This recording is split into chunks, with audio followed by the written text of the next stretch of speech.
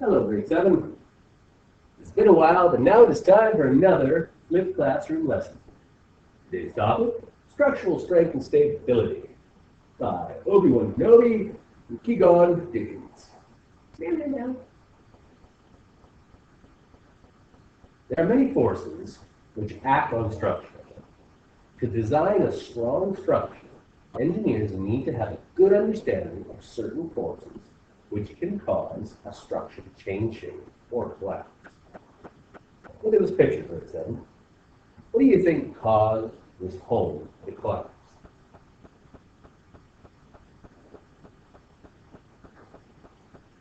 Outside forces which are placed on a structure are called external forces.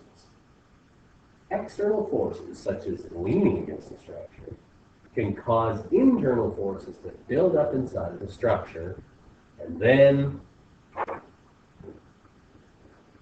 splat.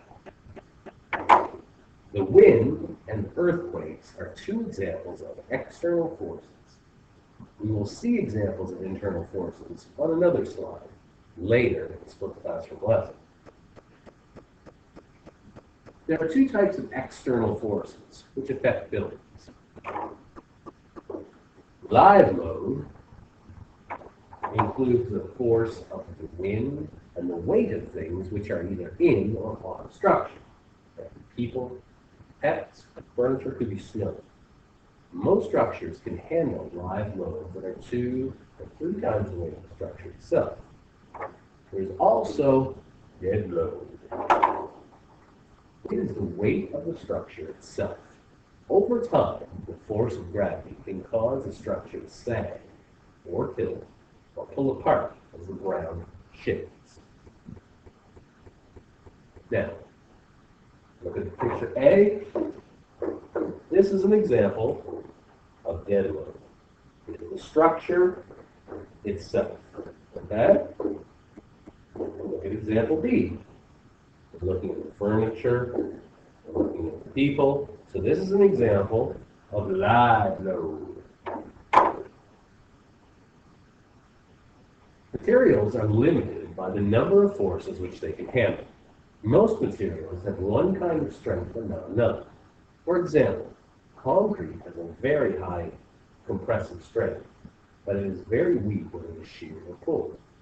Engineers must spend time analyzing structures in great detail to find what types of forces are stressing each part and to determine which materials should be used to hold up different structures against forces. Compression, tension, torsion, and shear are all examples of internal forces that act on structure. What determines the strength of a material? Scientists have found that the source of a material's strength comes from the forces which act between the tiniest particles in the material. In studying many different materials, scientists have made some interesting observations.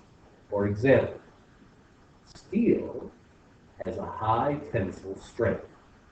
This means that a very strong tension force is needed to separate the particles in steel and break it apart. Graphite has a low shear strength. Its particles are arranged in layers, but the forces between the layers are weak. This is why graphite is slippery. Rubber has high tension strength. Each particle is attracted in all directions to the particles around it. This is what allows rubber to twist it out of shape without breaking apart. Now, there's only one thing in the universe that no force can cause to collapse, grade 7. Haha, your homework, which we will work on next class. So says the Juggernaut. See you later.